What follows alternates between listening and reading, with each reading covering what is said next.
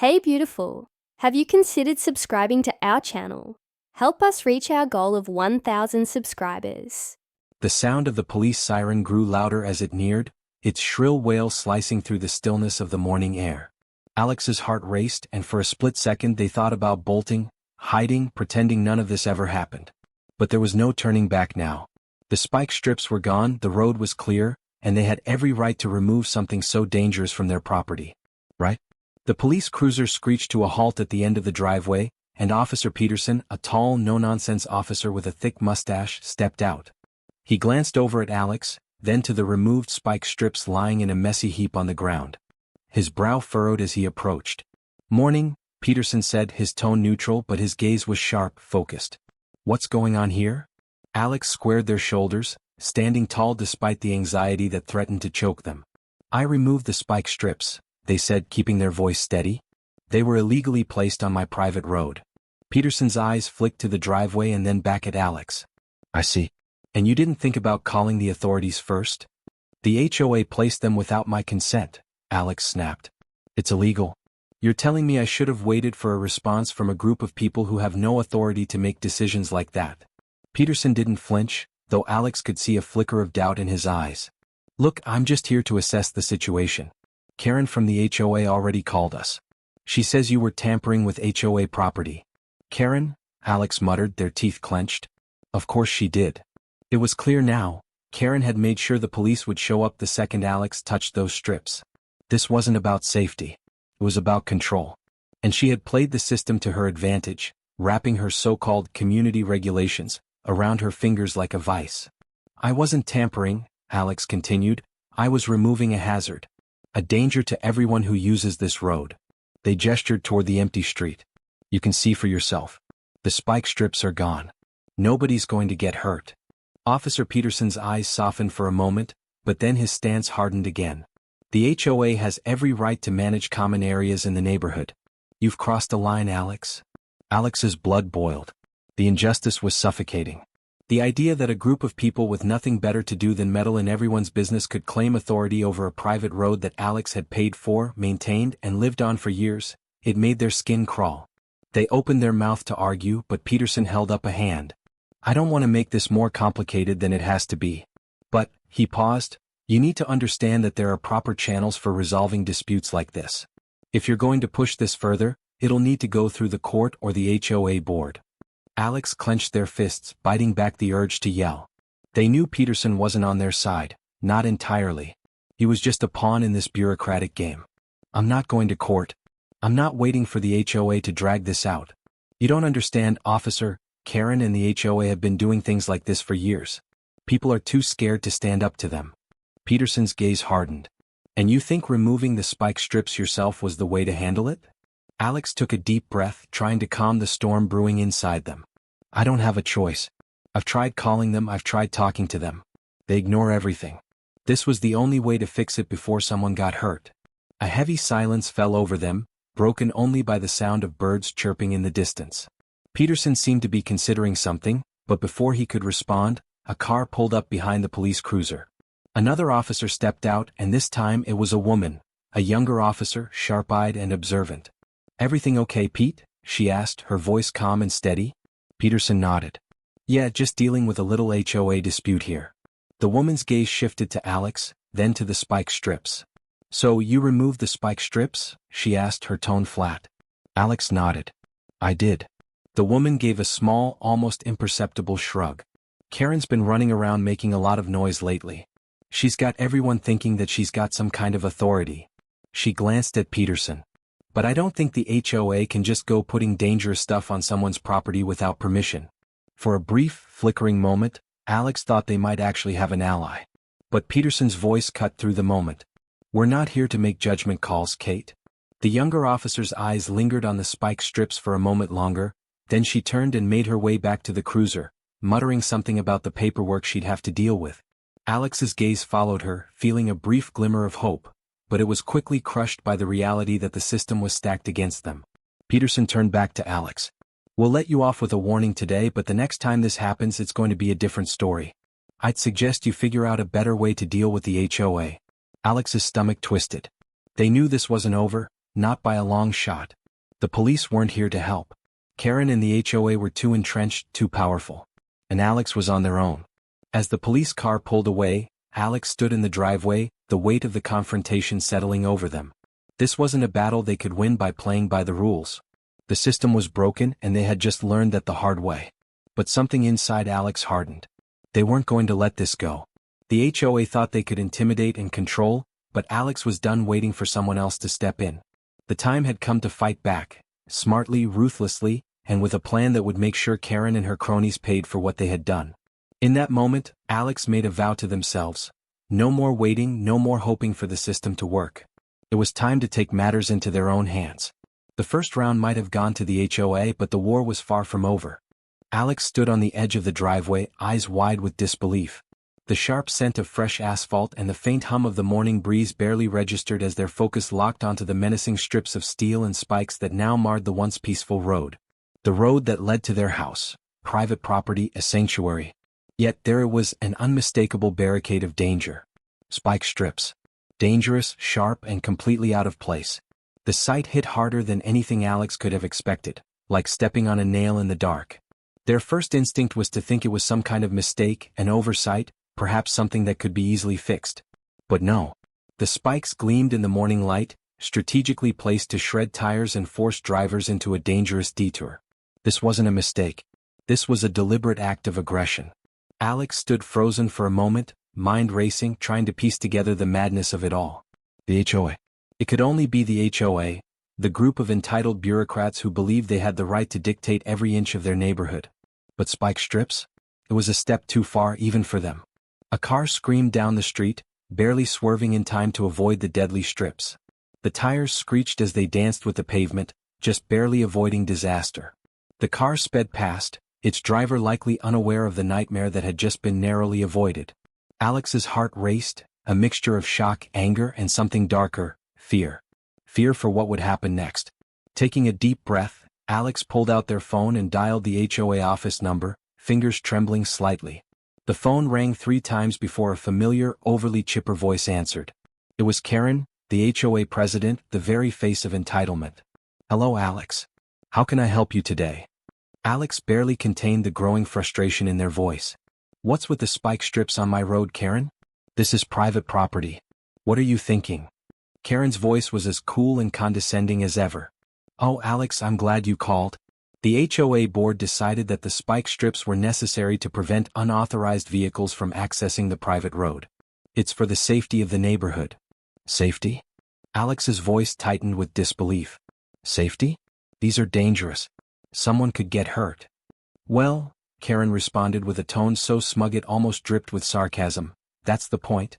It's been a problem with people cutting through your road. This was a measure to keep things in line.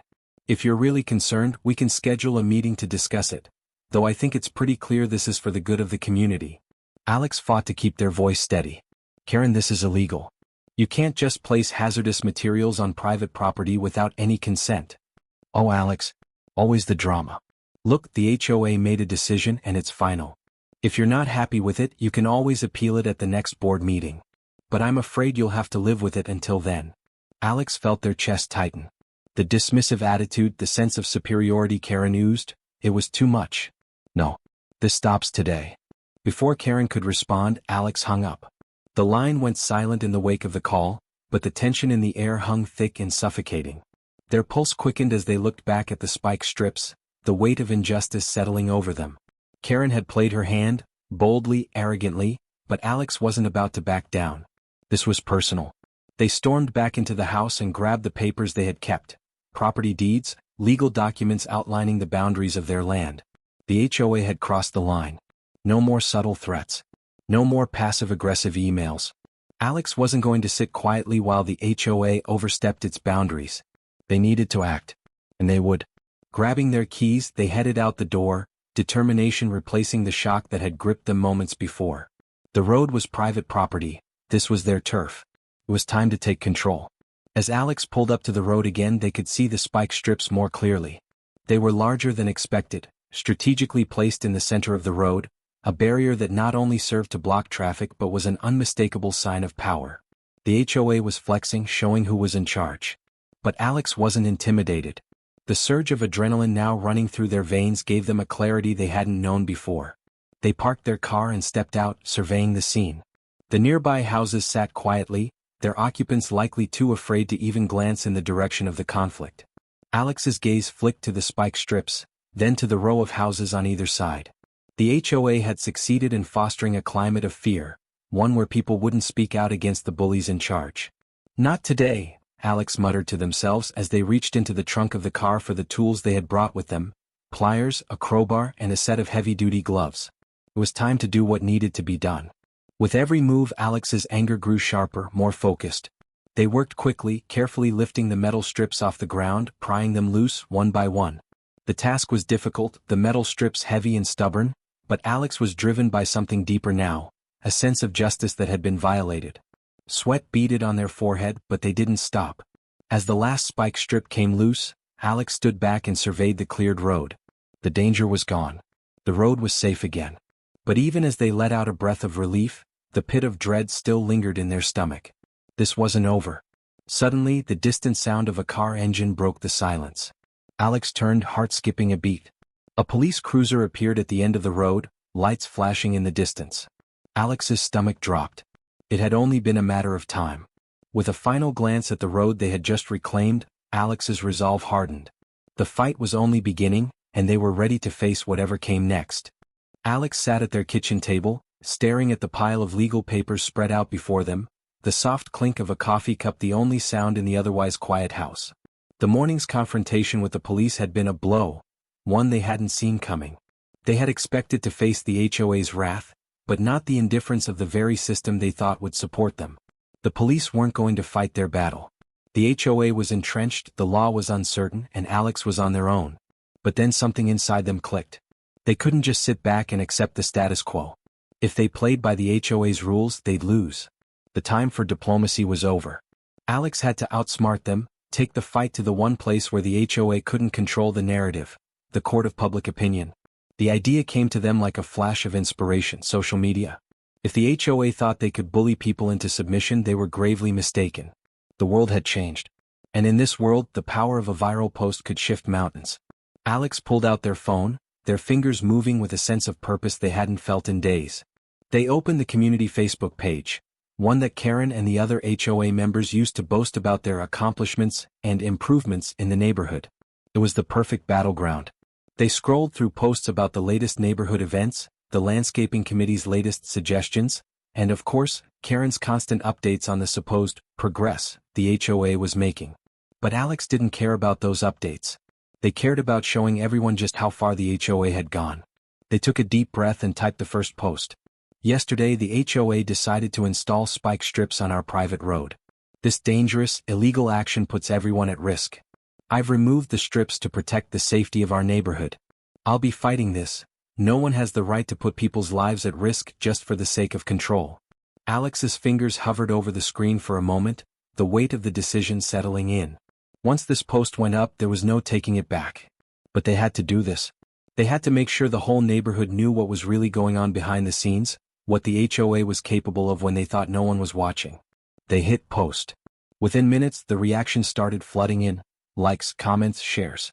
It was a ripple at first, a tiny wave, but then the comments started growing. One after another, neighbors who had been too afraid to speak out before began to voice their own concerns. They'd seen the spike strips. They'd felt the tension rising in the neighborhood, the growing sense of unease as the HOA tightened its grip. How long were they planning on keeping those strips there? One comment read, "That's beyond reckless. Glad someone took action before someone got hurt." Another comment said, "I'm tired of the HOA pushing us around." The posts kept rolling in, each one a small victory, each one a confirmation that Alex wasn't alone. The tide was shifting and the support was starting to snowball. Even people who had once been loyal to the HOA were beginning to question its methods. But it wasn't enough to simply get support. Alex needed a strategy. This wasn't just about making noise. This was about turning the HOA's tactics against them, showing everyone that they were no longer the untouchable force in the neighborhood. Alex began drafting a plan, a detailed strategy to expose the HOA for the bullies they truly were. The next step was simple but effective: documentation. Alex spent the next few hours gathering everything they could: Photos of the spike strips, emails with the HOA, even the police report from the morning's encounter.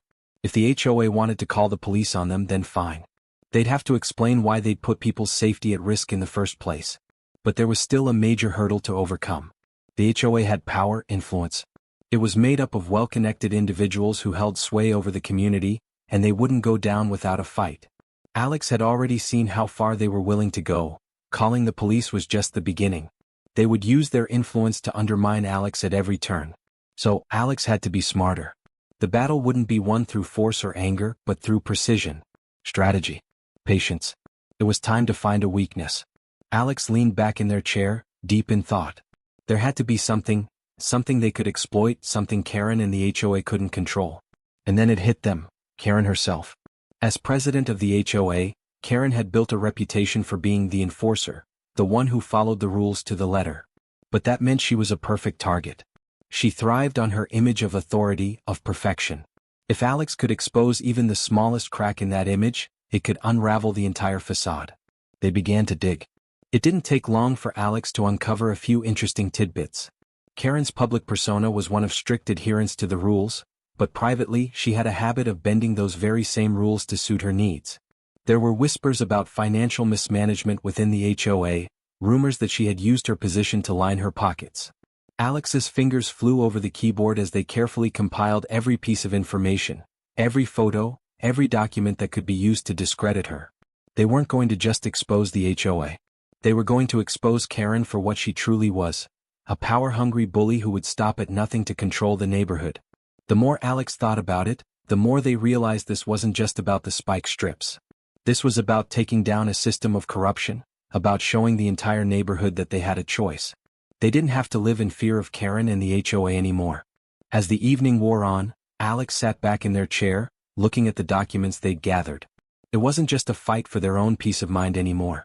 This was a fight for everyone who had ever been silenced by the HOA's threats, for anyone who had ever been too scared to speak out. Alex had just one thing left to do: expose Karen's hypocrisy and make sure the whole neighborhood knew the truth. The day of the HOA meeting arrived with an intensity Alex hadn't anticipated. The air was thick with tension, each breath carrying the weight of what was about to unfold. For weeks, Alex had carefully crafted their strategy, surgical in its precision, patient in its execution. And now, as they stood outside the community center, their heart pounded in their chest. They could feel the eyes of the neighborhood upon them, even before they stepped through the door. Inside, the meeting room was packed, the usual faces of the HOA board members and concerned residents gathered in a sea of folding chairs.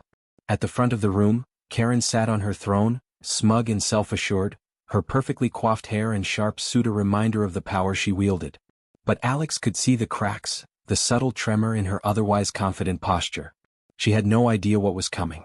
Alex took a seat in the back, scanning the room. The atmosphere was charged, the air heavy with whispers and glances exchanged behind closed lips.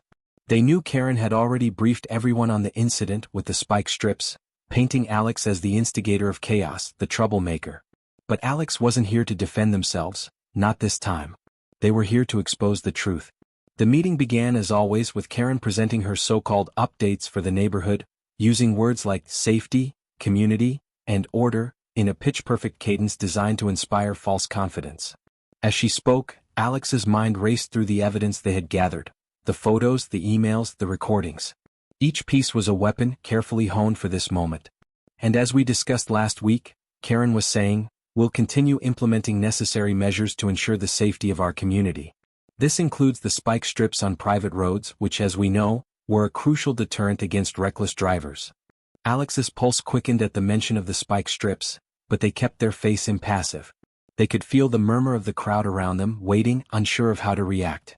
"We must prioritize the safety of our residents," Karen continued, her voice smooth, but the undercurrent of irritation in her tone was evident. She had anticipated opposition, but not this. It was now or never.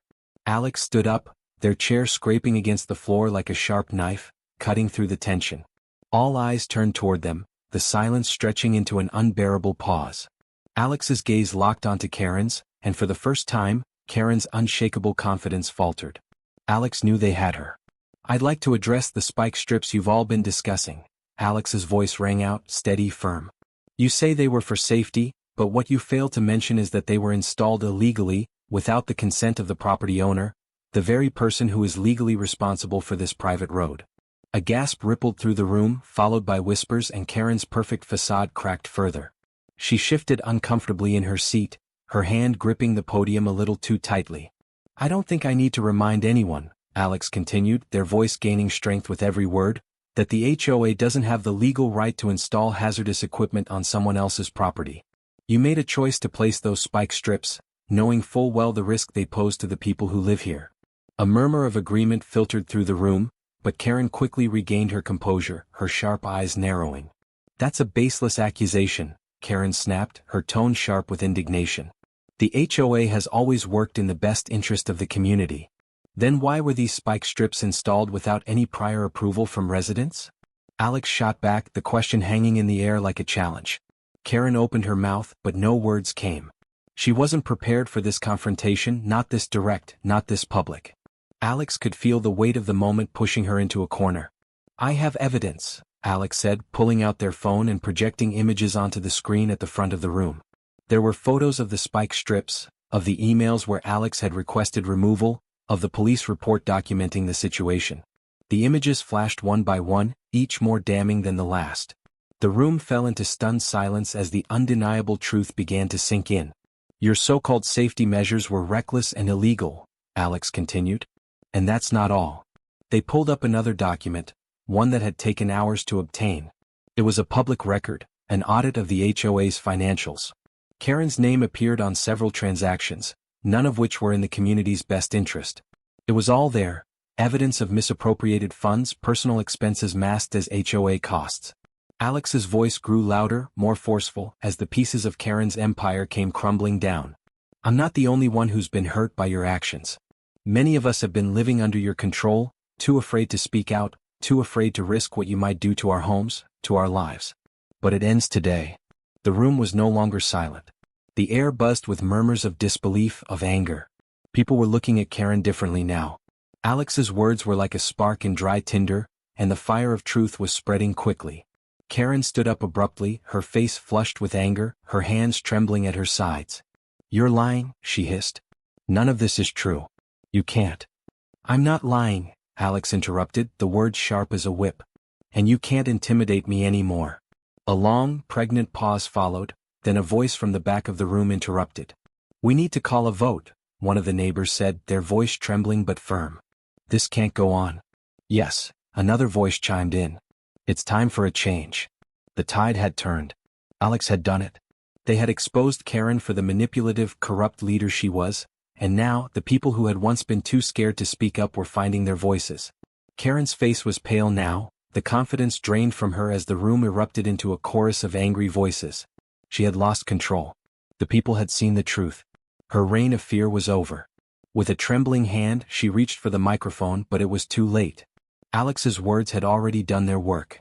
The meeting erupted in chaos as Karen's supporters shrank back, realizing the depth of her deceit. It wasn't just a small revolt, it was a full-scale uprising.